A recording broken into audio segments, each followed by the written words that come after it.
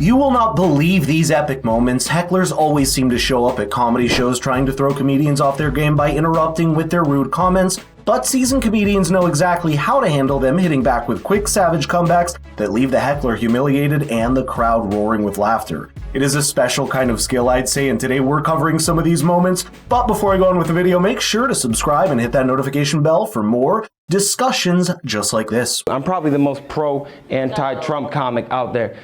You're not. Shut the f*** up! Shut the f*** up. As a white guy trying to talk for black people. I'm not. No, you're not. Yes, I wasn't. No, you were. You just tuned in. You were trying to. Well, you were trying to. For what?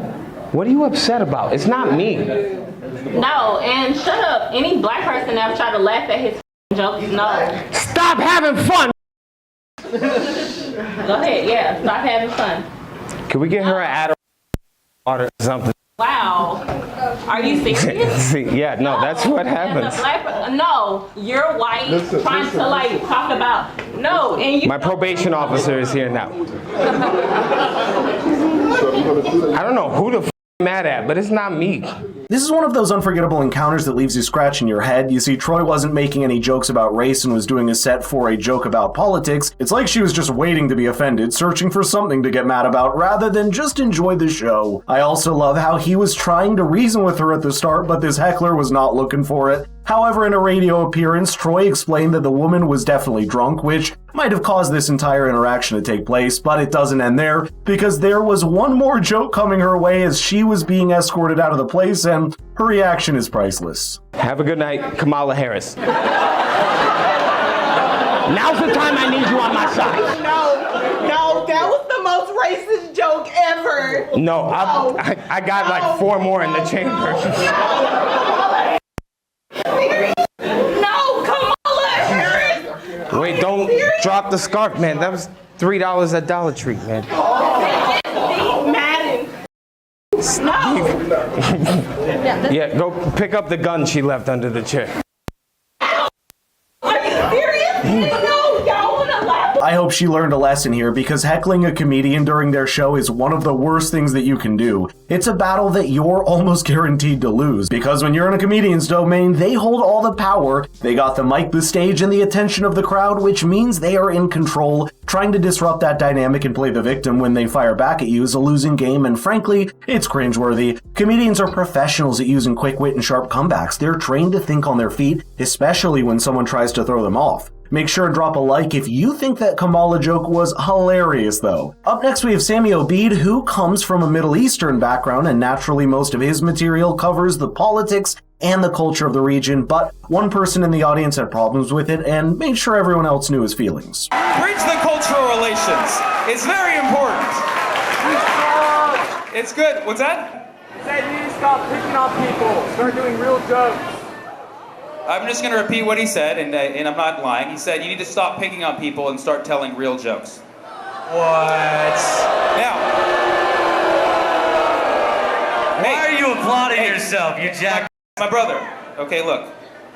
I'm a person, you're a person. I'm talking about real shit. Majoring in math, did that. Palestinian Jewish roommate, did that.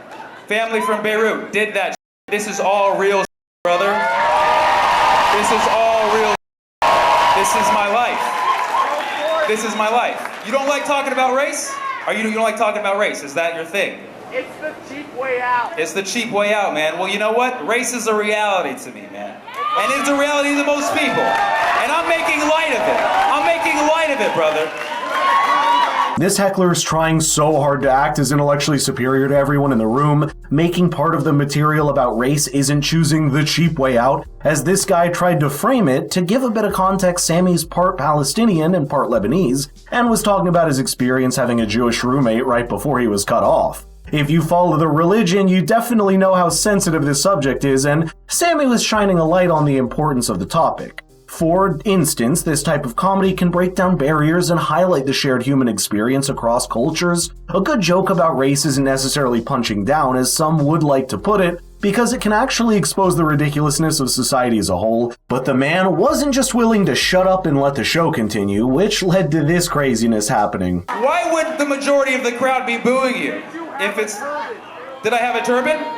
No, I do not have a turban. However, I will say, okay, look, you had a turban growing up, I didn't. Is that what you're saying?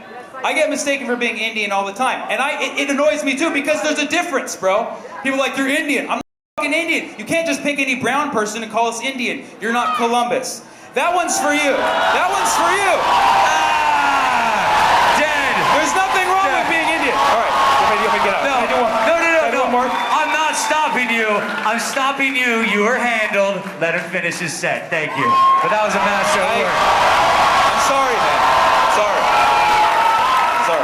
When a crowd starts booing a heckler, it's a pretty clear sign they've crossed the line and should immediately stop. The stage belongs to the comedian, not this random person in the audience who decides to interrupt. When the crowd turns against a heckler, it's because they came to enjoy the show, not to listen to someone's unscheduled outburst. These people might think that they're adding to the moment, but what they fail to realize is that they're just killing the vibe for everyone else. It's a show and not a focus group here to discuss your feelings. So what's the best thing that hecklers can do at the moment? Shut up, take the L, let the professional get back to stage and do what they do best. Sammy also faced a similar incident during another show of his, but that guy was much smarter. Watch what happened next.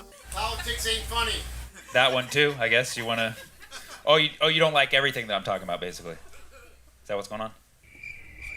Pretty much. Well, you're out of luck for the next 30 minutes, dude.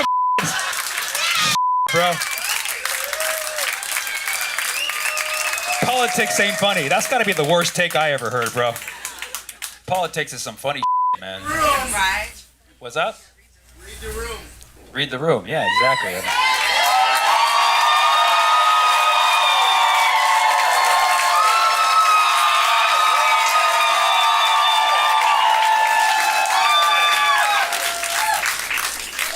Room read. To make it clear, everybody loves political comedy, just not at the same time. When someone doesn't enjoy a performance, the best thing they can do is simply leave. Comedy is subjective and not every joke will land the same way for everyone. What's funny to one person probably is not going to be exactly as funny, or might be offensive or uninteresting to another, and that's okay. But instead of ruining the experience for others, it's far more respectful to quietly exit and move on with your life. I think these people are so selfish, this is their way of putting the spotlight on them, and the worst thing is that they aren't even funny or witty when they think they are. Walking out, on the other hand, sends a much clearer message. It shows maturity and understanding that not everything's tailored to your tastes. That's the beauty of comedy clubs, because they're not mandatory. No one's forcing anyone to buy tickets or stick till the very end of the show. Next we have Nimesh Patel, who chose to go ham when someone shot racist comments right at him, and it's glorious to watch how he shut the guy down. Thank you. Whoa. Who said that? Are you white? You want? You want to go f him up? What's your name, bro? George. She speaks plenty of Indo-Vero. Sit down. It's fine. George, you're welcome to go. You think I'm kidding? We were so close to the end, man. We were so close to making it to the end without experiencing Boston's racist. And now, thank you, George, for leaving a disgust in my mouth for this people named George, at least.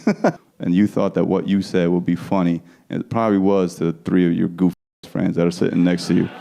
How old are you, George? 32? You too old to be acting like a fucking moron.